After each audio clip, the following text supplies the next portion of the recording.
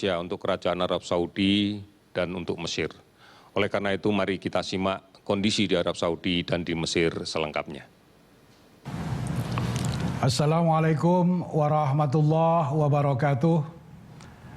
Dalam pelaksanaan Hari Raya Idul Fitri ini ada kebijakan-kebijakan yang dibuat oleh Kerajaan Arab Saudi, yaitu mulai tanggal 1 Syawal sampai dengan 4 Syawal, semua kawasan di Saudi diberlakukan man'ut tajawuli al-kamil atau full lockdown 24 jam.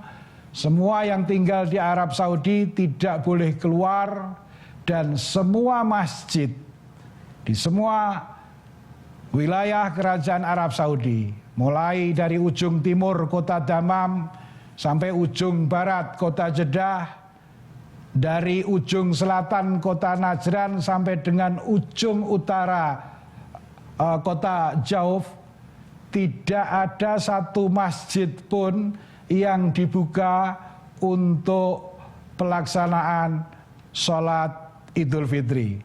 Sholat Idul Fitri hanya boleh dilakukan di Masjidil Haram dan Masjid Nabawi di Al-Madinah Al-Munawwarah, itu pun dengan jamaah yang sangat terbatas.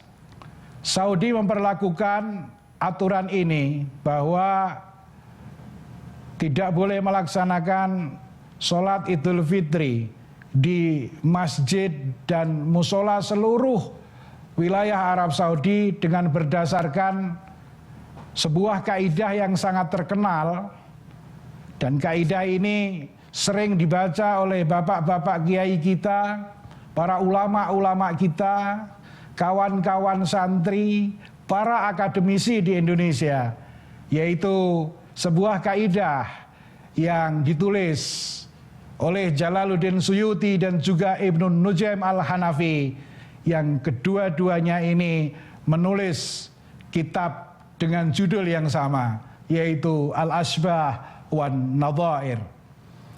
Dalam kitab tersebut dijelaskan bahwa sesuatu yang primer, sesuatu yang wajib tidak boleh ditinggalkan kecuali dengan sesuatu yang wajib juga. Atau dalam redaksi lain dalam kitab Al-Asbahnya As-Suyuti, seorang intelektual, ulama yang prolifik, yang karyanya sangat banyak, di situ ditulis bahwa al-wajibu la yutraku li sunnatin. Sesuatu yang wajib tidak boleh ditinggalkan karena sesuatu yang sifatnya sunnah. Saudi memakai kaidah ini untuk melarang pelaksanaan Idul Fitri di masjid-masjid dan musola. Pertimbangannya sesuatu yang wajib, yaitu al-hifad ala nafas, menjaga nyawa yang merupakan maqasidus syariah, yang merupakan tujuan-tujuan syariah, ini harus diprioritaskan ketimbang yang lain. Sholat Idul Fitri hukumnya sunnah, sementara menjaga nyawa hukumnya adalah wajib. Kaidah kedua yang dipakai untuk kebijakan ini adalah kaidah yang sama, yang sering dikenal di pesantren. Para santri sangat hafal kaidah ini, yaitu ad-dhararu yuzalu. Segala sesuatu yang berpotensi menimbulkan bahaya, segala sesuatu yang berdampak negatif, segala sesuatu yang mengancam keselamatan nyawa harus dihilangkan. Jadi yang perlu saya tandaskan di sini bahwa kebijakan lockdown ini adalah merupakan al-amru al-malaki, dekret raja, dan dekret raja di Saudi ini sangatlah efektif, dan tidak ada seorang pun yang berani melanggar dekret ini. Ma'ali Syekh Abdurrahman As-Sudais, Kepala Riasah Syu'unil Haramain, sebuah lembaga yang mengurusi Masjidil Haram dan Masjid Nabawi, menyampaikan beberapa hal dalam pidato Idul Fitri tersebut. Pertama, beliau menyampaikan bahwa Idul Fitri pada saat ini adalah dilaksanakan dalam sebuah suasana yang berbeda. Kemudian yang kedua, Ma'ali Syekh As-Sudais menyampaikan bahwa silaturahim, komunikasi antar warga negara Saudi dan juga para ekspatriat yang tinggal di Al-Mamlakah Al-Arabiyah As-Saudiyah ini bisa disampaikan, bisa dilakukan lewat al-adawat al-hadisah atau media-media modern seperti media sosial. Dan yang ketiga, Ma'ali Syekh Abdurrahman As-Sudais menyampaikan apresiasi yang besar-besarnya kepada seluruh warga negara Arab Saudi dan juga para ekspatriat yang sam'an wa ta'atan, yang taat terhadap aturan-aturan yang dibuat oleh pemerintah kerajaan Arab Saudi, yaitu lockdown ini. Karena pemerintah Saudi hanya memprioritaskan al-hifat ala nafas, menjaga jiwa dan nyawa. Ada satu hal yang menarik ketika saya membaca medsos di Arab Saudi ini. Para warga negara Saudi dalam medsosnya selalu mendoakan pemerintah, yaitu Al-Mamlakah Al-Arabiyah As-Saudiyah, mendoakan Raja Salman bin Abdul Aziz, mendoakan Waliul Ahdi Muhammad ibnu Salman, mendoakan semua menteri dan semua pejabat-pejabat tinggi di Saudi agar diberikan kekuatan oleh Allah dalam menghadapi jaihah corona ini, pandemi corona ini. Sikap ini mengingatkan saya ketika belajar di pesantren dulu, menemukan sebuah nama seorang ulama zahid, ulama yang sufi, ulama yang alim, namanya Fudail bin Iyad. Dia lahir di Bukhara, satu kampung dengan Al-Imam Al-Bukhari, dan beliau ini adalah salah satu ulama besar abad kedua Hijriah. Beliau wafat di Makkah Al-Mukarramah. Ada satu hal yang menarik dari pesan Fudail bin Iyad ini. Fudail mengatakan, ada dua redaksi yang pernah saya baca.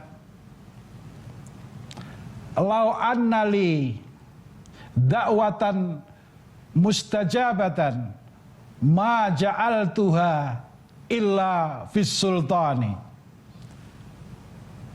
Yang redaksi kedua, lau kana li da'watun mustajabatun la ja'altuha lis sultani.